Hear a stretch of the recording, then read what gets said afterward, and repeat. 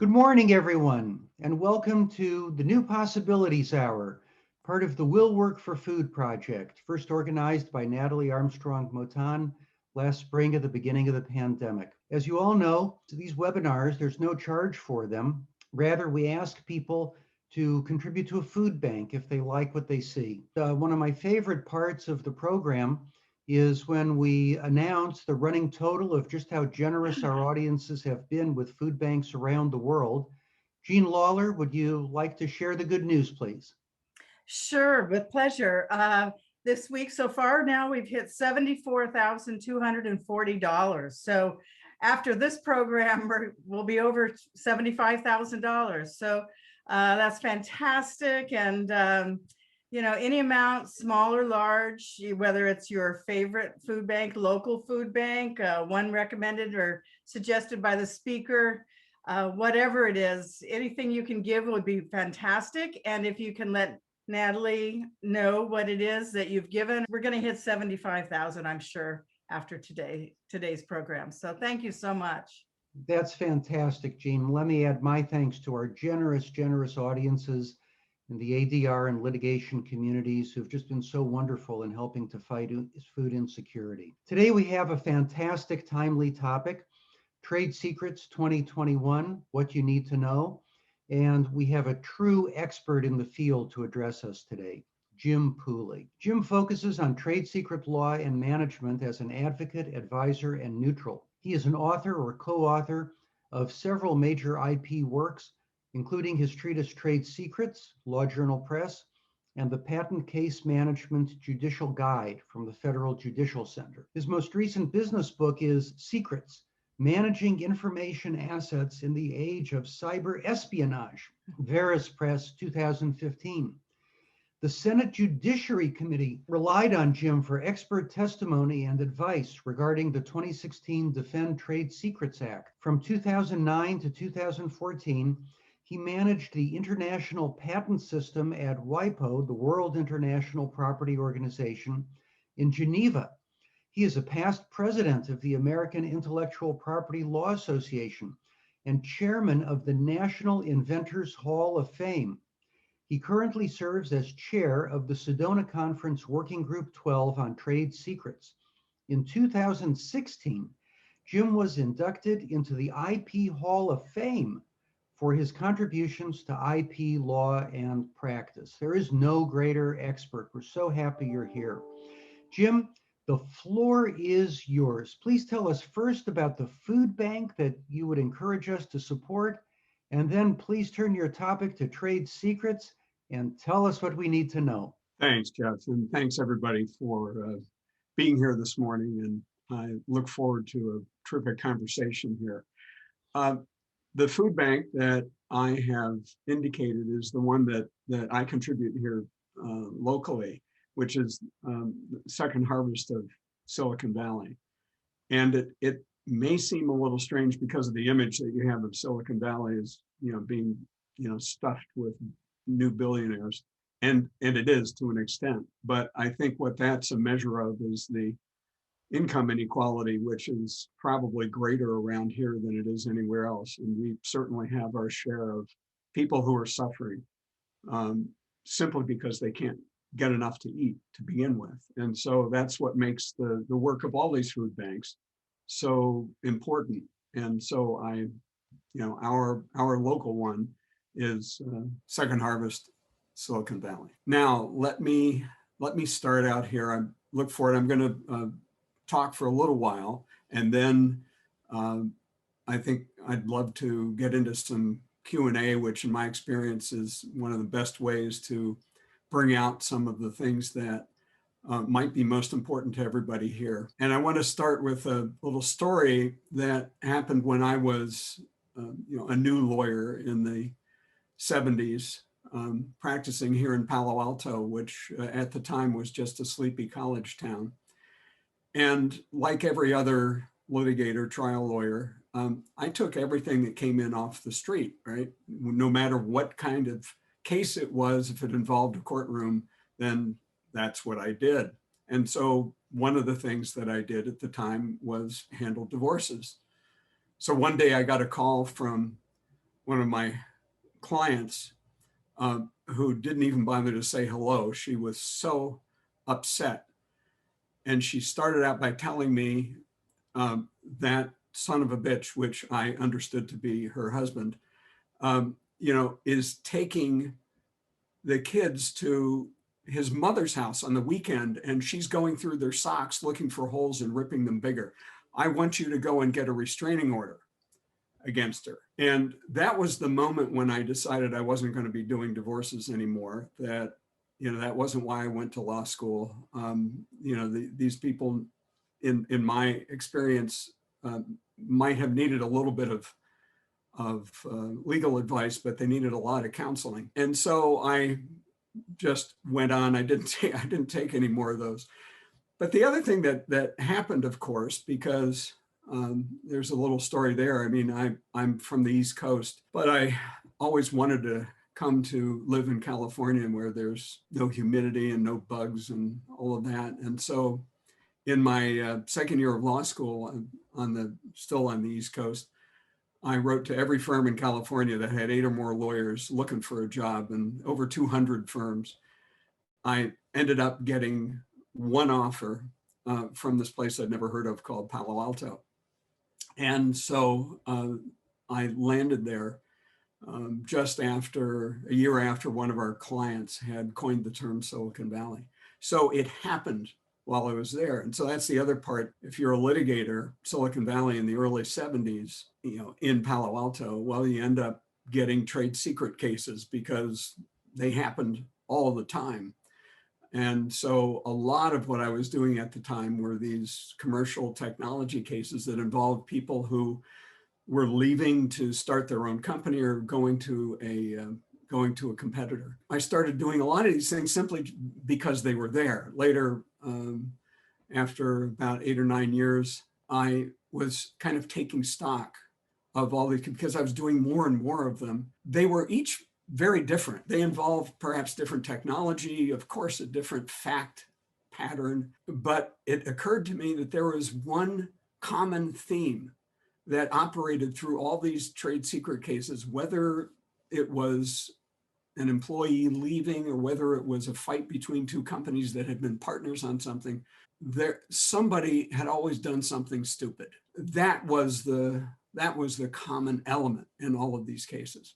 So I decided at the time, which was I think 1981 or so, that if I wrote a book about how these cases work and the craziness of them, then people would see what the rules of the road were, and they would never get into this kind of trouble again, and these cases would basically go away. So that was pretty stupid on my part, naive, but it did. I wrote the book, published it, and it did nevertheless, get me a career. And so I got more and more of these cases, and I discovered that unlike the situation in the divorce, where people were focused on trivia for trivia's sake that just only fed their emotional state. In the trade secret cases, there was clearly an enormous emotional component, and I realized that these cases were a lot like the divorce cases that I had handled before, partly with the help of my wife, who was a psychotherapist. And, as I was talking about fact patterns, she would nod and tell me what was going on.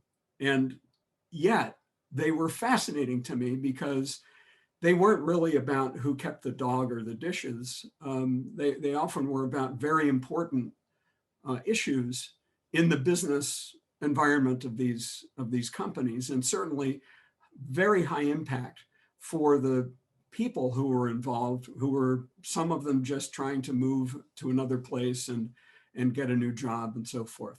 So that became the focus of my practice. I ended up writing a lot and teaching and that sort of thing. And one of the things that I've told my students over the years, the law school students, is, look, when you get out, you're going to be pursuing intellectual property in some way, And you'll probably have a choice to work on a patent case or trade secret case at some point.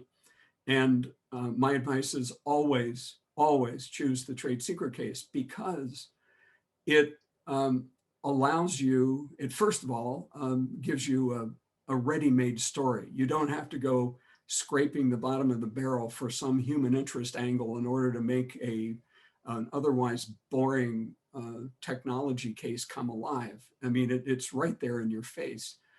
And the other reason is that lawyers really can make a difference in a trade secret case because of the way that they counsel their clients, even sometimes before everything hits the fan and always after. And that's something that we'll get back to here, because in trying to resolve these cases, sometimes the lawyer is a problem, and we have to move them from being a problem to being a partner in finding a way out.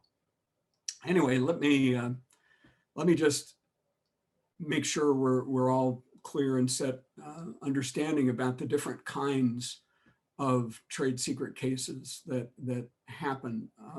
There is, of course, the departing single employee who's going to the competition. That's very, very common around here. And by the way, California has more trade secret cases than any other jurisdiction in the country. And that my educated guess on that is that it has to do with the fact with Business and Professions Code 16600, which makes it impossible to use non-compete agreements. And so if you're going to protect your technology, you have to trust the employee and you have to watch them carefully. And sometimes they don't behave themselves, and therefore we get lots of this kind of litigation. So that's one kind. Another is a whole group of employees leaving to do a startup. And that too is fairly frequent, not as common as the first one. Employees who depart in a group to go to a competitor, very common. And each of these has their own kind of dynamic. Then there's a couple of different kinds of what we might think of as business to business cases. Perhaps the most common of these is the one where a large business is looking at what they call a make versus buy question, right? Should we pursue this new project inside with our own research and development, or should we look outside for somebody to acquire or for a license to a technology that's already developed?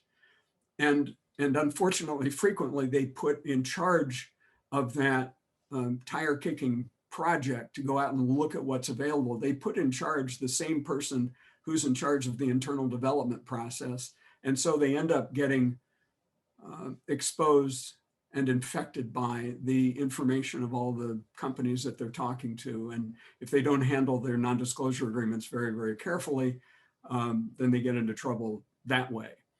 And then a close cousin to that is the case where you have large companies that do some sort of deal in which they have to share information with one another. Maybe it's a joint development project.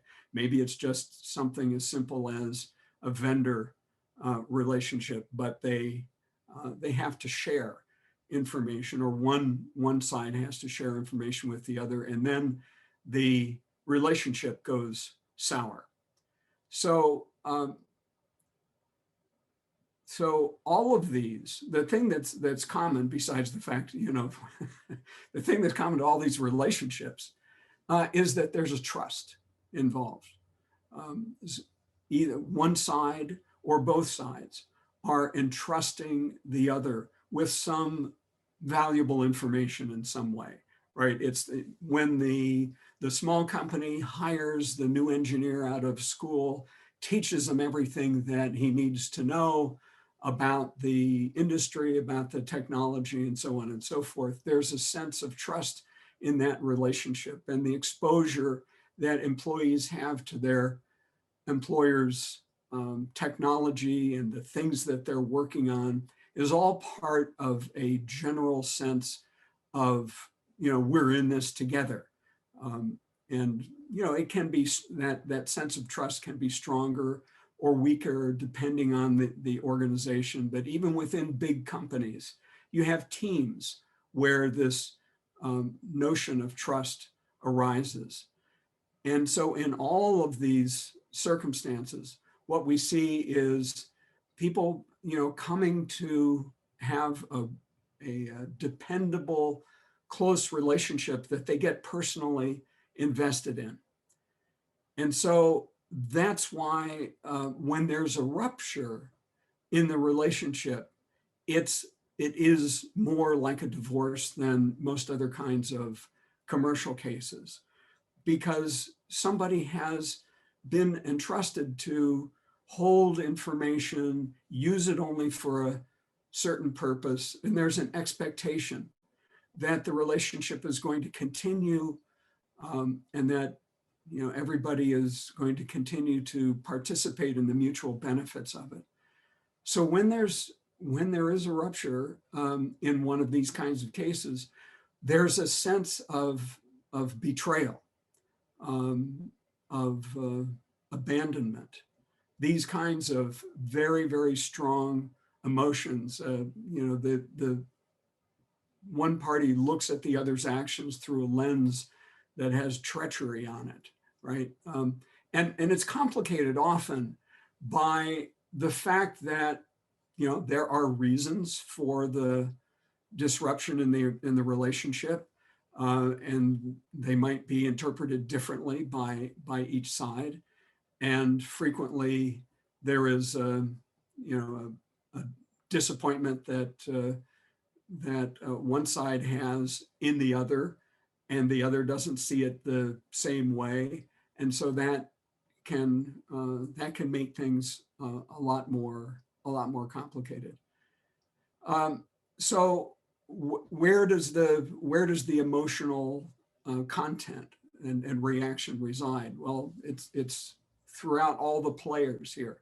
First of all, for the people who are left behind, if there's somebody who has left to go to another company, or a group that has left to either start or join a competitor, you have a group starting with the manager in charge who have been in effect left in the lurch, because typically when this happens, people plan their leaving secretly. They're entitled to do that under California law. You can, if you're not an officer or manager with fiduciary obligations, you can do everything that you need to get started and then just walk out the door, and that's okay. But it feels really bad to the people that have been left behind. And so they start searching for explanations of why this happened. And usually those explanations involve blaming somehow the people who left, who become demonized in a way. And a narrative emerges among the people who are left that that this was their fault. They must have taken advantage of our trust in some way, and they probably are misusing the secrets that we used to share and that undergird the success of this company. And even that can get complicated because there's not sometimes there's not a uniform reaction to what happened. There may be people still at the company who very much like the ones who left, perhaps feel a little envious.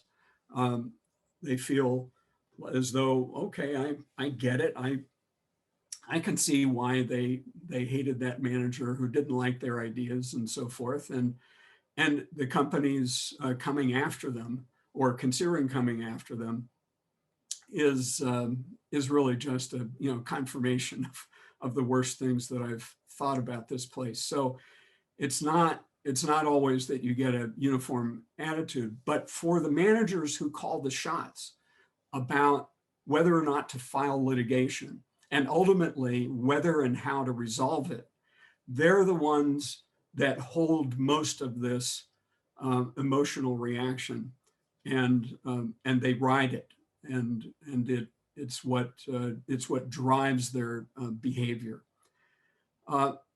Then there is the accused, right? The people, the person or people who have left. And of course, they don't see, they see these really horrible allegations. And of course, it's these days, it's very common to compose a complaint in the most purple of prose about the terrible things, stringing together really over the top adjectives.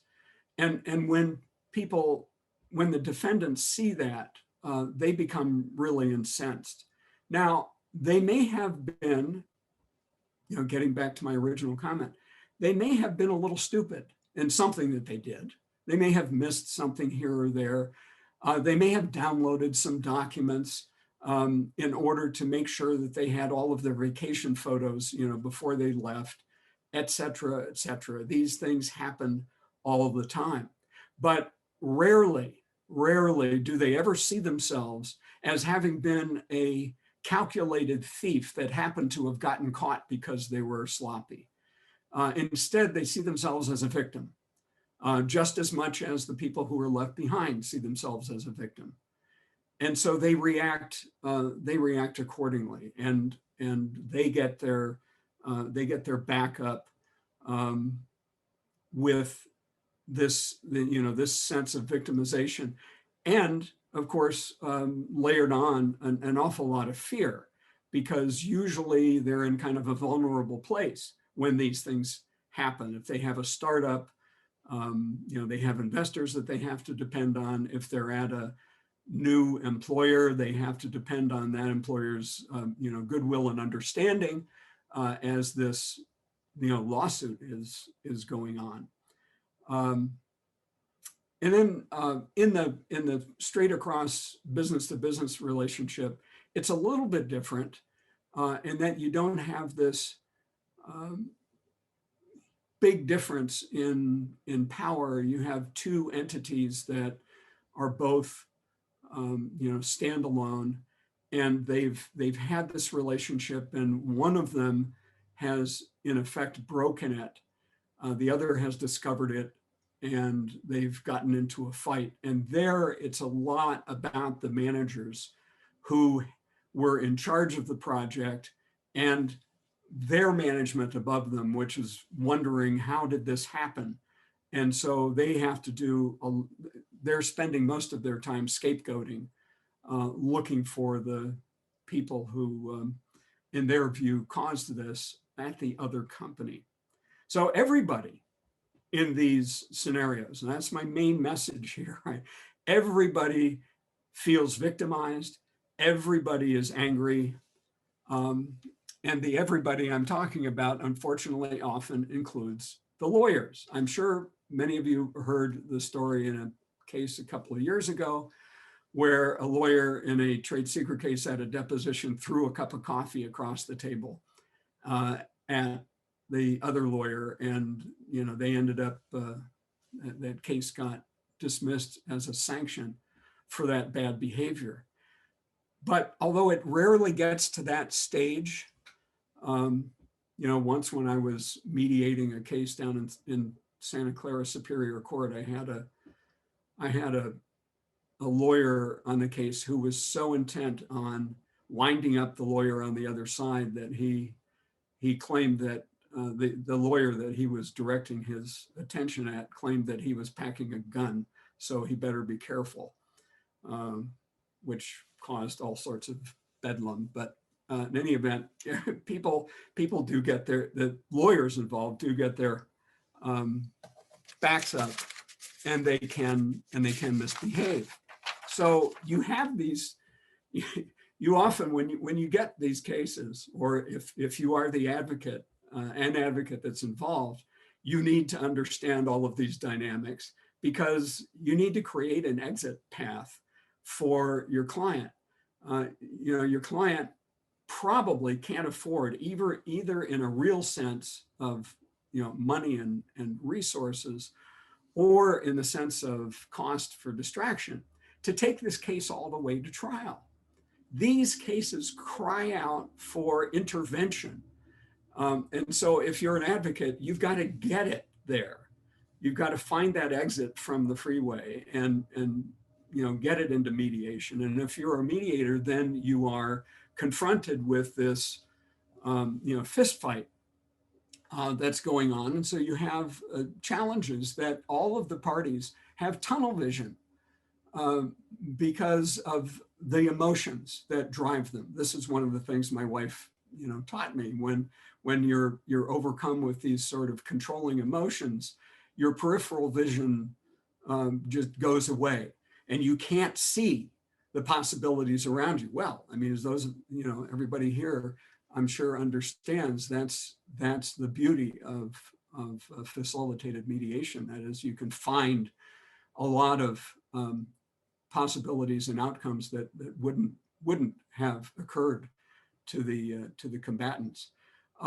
It's a challenge, but not unsurmountable to get the lawyers to move over to being helpful here. And that's something I know a lot of you have confronted in other environments.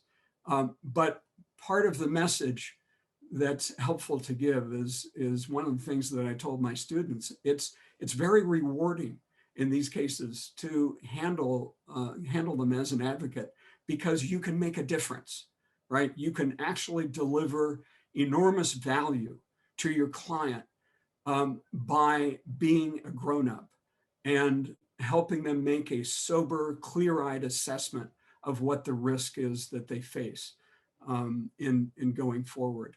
And that's something you don't often get to do in these giant cases where the facts just sort of drive the thing forward like a piece of construction equipment. And so getting the lawyers, on your side and understanding what's happening is really very, very important. Now, having said all that, I mean, yes, the stuff of these cases are a challenge, but in my experience, and I have handled over the years, many years now, literally hundreds of these cases as advocate and as mediator. There's opportunity too in the fact that everyone is feeling so emotional because there was a relationship there once, right? That is something to build on. That is something to explore. What is it that brought these parties together?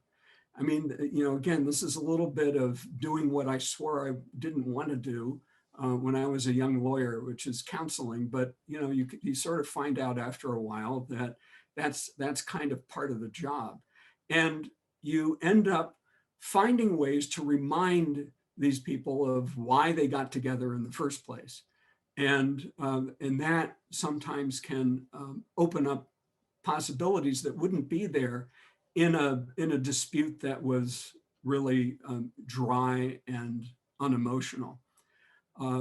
You also may be able to find ways out of the dispute that have to do with satisfying emotional needs rather than transferring money from one to the other. I mean, it's really surprising how those kinds of aspects to a settlement can be more satisfying than getting money, because you're never going to get as much as you think you deserve. And well, you've all been there. You know about that. It's important, I think, as part of this process, in order to get there, to make sure that the participants do understand the costs that they are incurring, and it's not just about money. In my experience, these kinds of cases, largely because of their emotional content, are very draining and distracting. They become the office soap opera for the company, and they result in a lot of lost time and efficiency and so on and so forth. So helping everybody understand all of that. And this relates actually to one of the sort of nuts and bolts issues here, which is timing. I've found that although like any other case, if you can grab it at the beginning before positions have become hardened, that's good. However, in a lot of these cases, it's not usually possible. But you can do an awful lot at the beginning by setting some ground rules and creating a relationship with the parties so that they stay in touch, because the mediation becomes a longer term process. And in my experience, there comes a time, and there may come a number of times, when the parties sort of pause and think, gee, is this really what I want to be doing? I'm getting a little tired of this. It's not delivering for me the emotional satisfaction that I wanted, right? Even if they don't speak to themselves in those terms, that's kind of what they're thinking. And that's a critical time to grab them, because all of a sudden, the reasons that impelled them forward at the beginning, all of these emotional reactions have begun to lose their force, and they start, and their vision starts to return, and they can see more. That's a terrific time to be doing this. Just a couple of other little comments, and then let's get into questions. One is on handling really large, complex cases that involve trade secrets. Although it's important to understand these things do, although they can be emotional, they do involve lots of money sometimes. There have been a number of cases in the last couple of years settled in or resolved in 9-figure verdicts, hundreds of millions of dollars. And so that's then into the traditional, let's look at what the risk analysis is based on the expert reports and that sort of thing. Resolving cases like that frequently involve having somebody involved as a special master technical expert that will have continuing obligations to look at what's happening with the defendant and report back. Those things have to be very carefully negotiated. It's possible to find people who can do that, who are sufficiently trusted by each of the parties, but that's going to be part of the challenge in bringing people together. Find out ways, given the fact that their relationship of trust has been ruptured, how can they enter into a new agreement that essentially relies on trust? The last thing to keep in mind is that you may have a multi-party case in which one of the parties, typically an individual employee, has an arbitration agreement.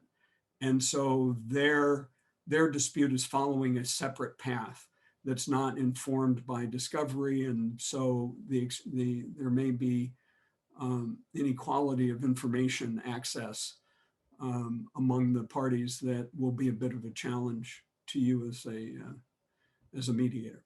So I want to stop there, and I can see in my peripheral vision that a number of things have come up in the chat. Who's going to oversee the Q&A? Jim, thank you so much. It's a tremendous presentation, so insightful. I know we all appreciate it. I'm going to start with a question. I'm going to have to drop off the line in a few minutes, and Jean and Natalie will continue. Now, let me follow up on the point you made about sooner or later clients finding a need to move on.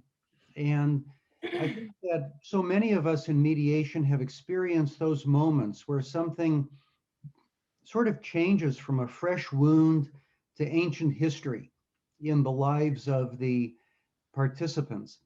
What can we do either as lawyers representing these parties or as mediators to help catalyze that transition, accelerate that transition from a situation seeming like a fresh wound to a situation seeming like part of the ancient history of someone's life? Well, I'll just say one of the ways I've done this as an advocate, counselor to my client in these sorts of things is to engage them about what they're doing now and what what their new products are, what markets are they working on, where do they expect to go with the company, and so forth, and just and really show genuine interest in that and try to help them get into a conversation about the present and future. And you'd be surprised what comes out of that in terms of shrinking the sense of the past wrong. Might you ask, Jim, how does this lawsuit fit into or contribute to the achievement of your future goals? At well, sure, at some point, but part of making this work is not to reveal what you're doing, right? By engaging them in that, you let them come to their own conclusion as much as you can, as I'm sure you know. There's a question in the chat about evaluative approaches, facilitative approaches. While every case is different, are there some general rules or general things you and other trade secret experts like to see from mediators in cases of this type? Yes, and for me, in my experience, a mix works well in this sense that at the beginning, the mediator, because of the highly charged emotional environment, the mediator has a challenge in establishing trust, and so and the parties too are very highly charged. So to let some of that charge dissipate, it's useful just to facilitate listening at the outset, so as to bring down the heat. Uh, That's really, but I think none of these things really resolve successfully without evaluative process that turns on at the appropriate moment, because people, again, people can't see the possibilities themselves, and they look to the mediator ultimately for the kind of advice how do we get out of this box. there's a question in the chat from Richard Lutringer. Isn't an employer almost compelled to sue the departing employee with trade secrets to avoid abandoning the right to enforce against others? And a good question, but I mean the direct answer is no. The only requirement that you have as a predicate to enforcing your trade secrets is that you have taken reasonable measures to protect them up until that point. If you have allowed somebody to leave and take things with them, and they're flaunting it, and it's clear that you've kind of let something go that you shouldn't have, that is definitely going to be a problem.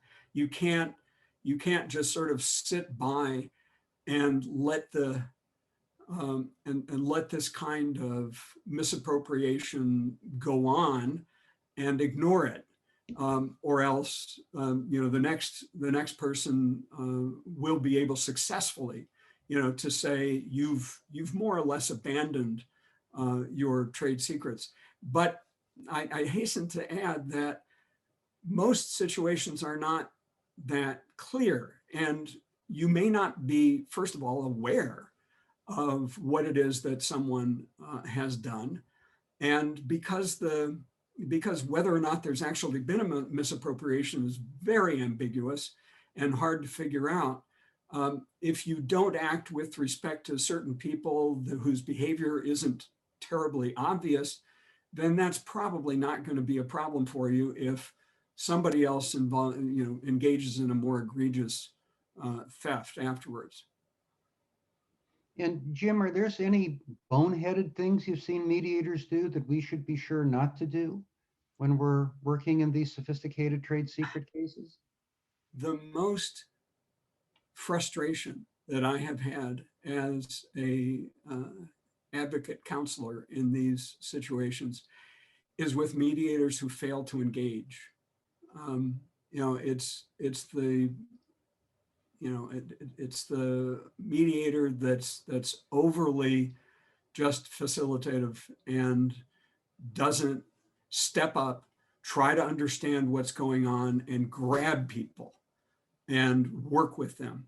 And I find that hard to understand.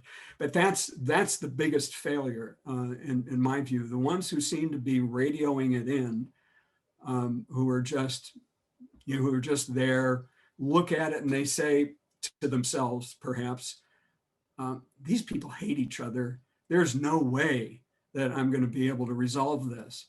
And then they internalize that thought and they act on it, and they don't do anything to move the dial. That's the worst. So Jim, I'll start and take over here now for Jeff. So there was another question here in the chat. California has a bad faith provision authorizing attorney fees for improper prosecution or defense of trade secret claims. Do you see this issue arise in mediation very often? It's there, but it's not something that, in my view, really moves the dial very much in the discussions, because it's a pretty high bar, either to get enhanced damages because the misappropriation has been willful and malicious, and that's conjunctive, willful and malicious. That's very hard. And to demonstrate on the other side that the action was brought without reasonable basis is also very, very difficult. So it can enter into it. In cases, it can be meaningful in cases where there's strong evidence of willfulness in the theft. I'd say a tiny percentage. Yeah, I think people use the bad faith threat in many different levels, whether it's a contractual dispute, an insurance dispute, or whatever, as sounds worse than in reality the way that it can end up, because it is so hard to prove up. Well, exactly. I mean, if you're looking at it as a risk factor, you identify the risk and you determine how likely is the risk to occur, right? And in this case, the fee shifting or enhanced damages only come around meeting a very, very high threshold of proof. So it's usually, yeah, tick the box, we've looked at it, but that's not going to drive the outcome in a settlement. Insurance, general liability insurance policies provide coverage for advertising injury, which is a defined term. It's certain things. It's not everything, obviously. So when you get into some of these trade secret mediations, you're dealing with an insurance company who may be defending an insured for only certain claims for which they would indemnify, and then lawyers who may have been both a panel counsel for an insurance company, personal counsel, coverage counsel for the insured, coverage counsel for the insurer. How is it that you tend to deal with? So what thoughts or comments, observations do you have on dealing with insurance in the context of the trade secret types, advertising injury types of mediations? Yeah, well, listen, I wouldn't presume to talk to this group, but given your experience in dealing with insurance issues in many different contexts, and because we know it can complicate, it can facilitate some outcomes, but handling the insurance coverage issues is its own very difficult task. And all I can say is that in the insurers, over the decades that I've been doing this practice, have become very good and adept at writing their CGL policies to exclude the kinds of things that are typically asserted as misappropriation. Remember, misappropriation is an intentional tort. And so to the extent that the case involves classical trade secret claims, you're not going to get coverage. It's only when the plaintiff's lawyers are clever enough or thoughtful enough to include some other claims that might trigger coverage that you can get the insurers involved. And then, you're trying to figure out what's the tail and what's the dog. All I can say is that the insurers have done everything they can to tighten that up and to avoid exposing themselves on misappropriation claims.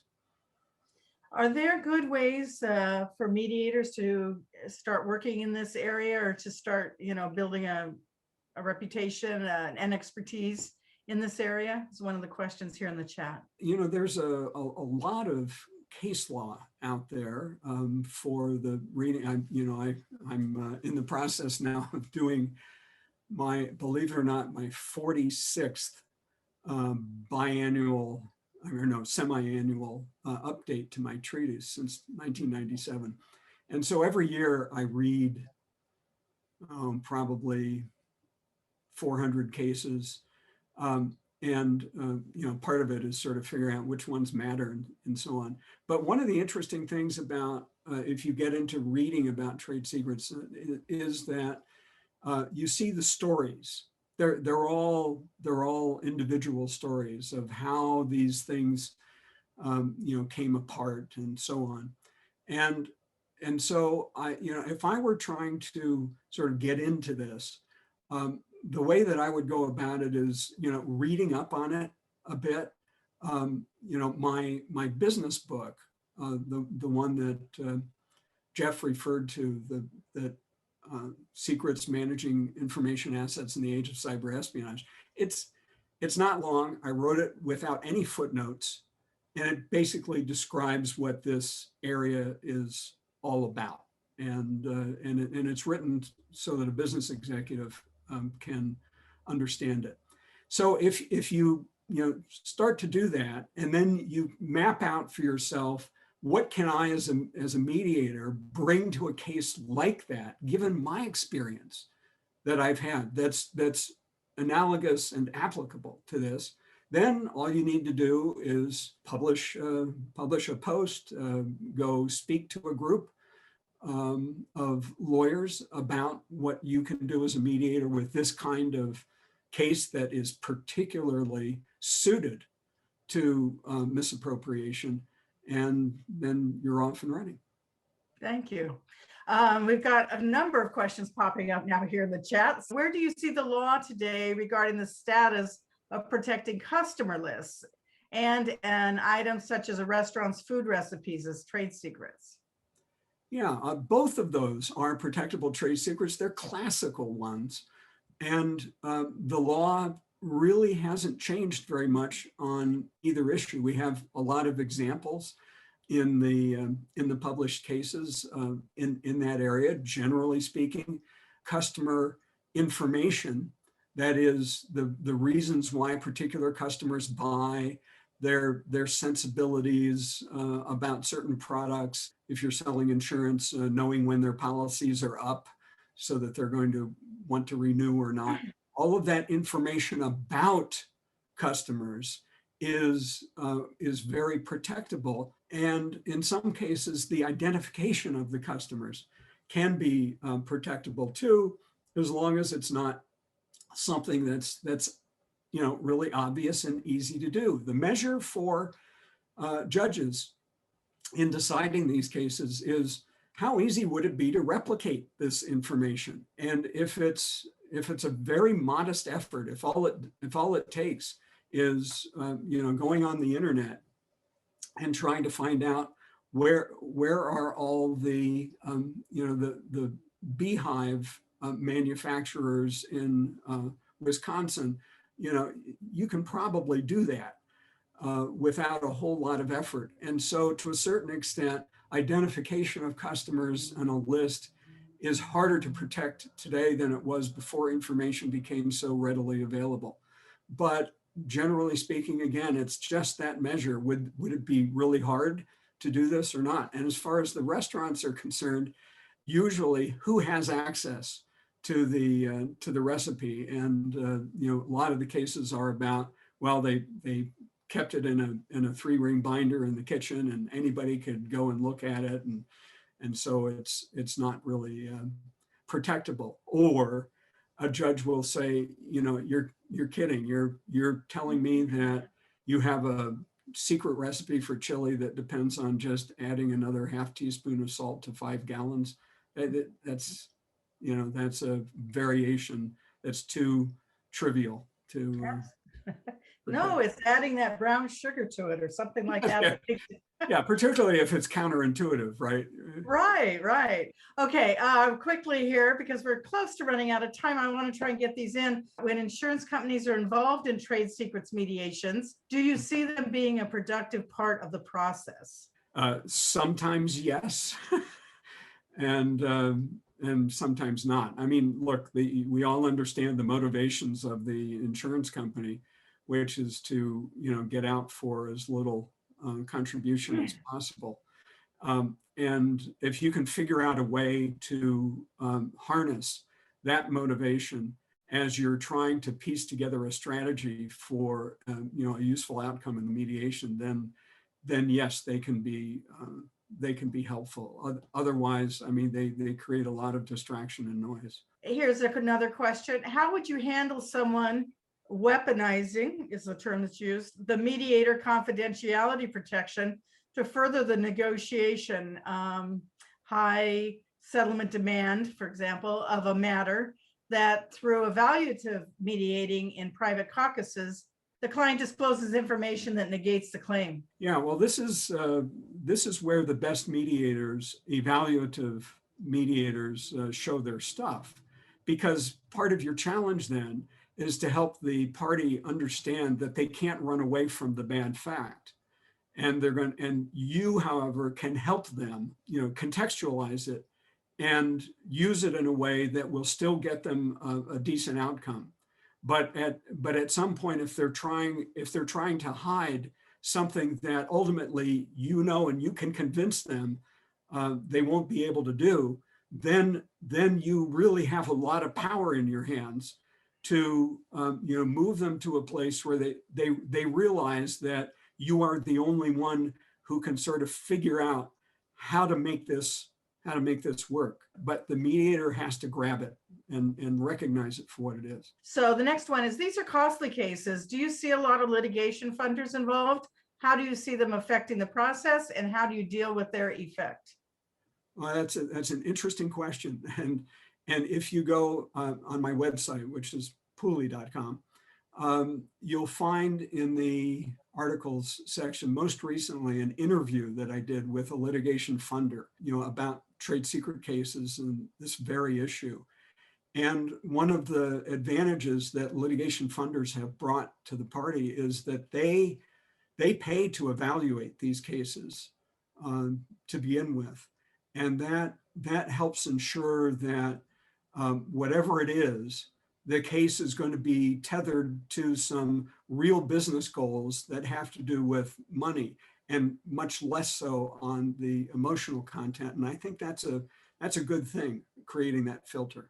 Do these cases ever cross international borders? And if so, how does that affect the process and the outcomes? Oh, again, that's a great question. Increasingly, these cases are cross-border. They've been for many years within the United States in different states, but also now internationally. And we have a number of cases, of course, that involve China. And so one of the things that we've noticed, of course, is that unlike patents and copyrights and trademarks, trade secrets are not territorial fundamentally. They're about a relationship. And so the hurt in that relationship can travel with the people and with the effects that happen anywhere in the world. And so we're having to deal with issues of extraterritoriality. US federal law on trade secrets now has been declared applicable to acts that happen completely outside the US. And so a lot more of these cases will be cross-border, I think. Well, thank you so much, Mr. Pooley.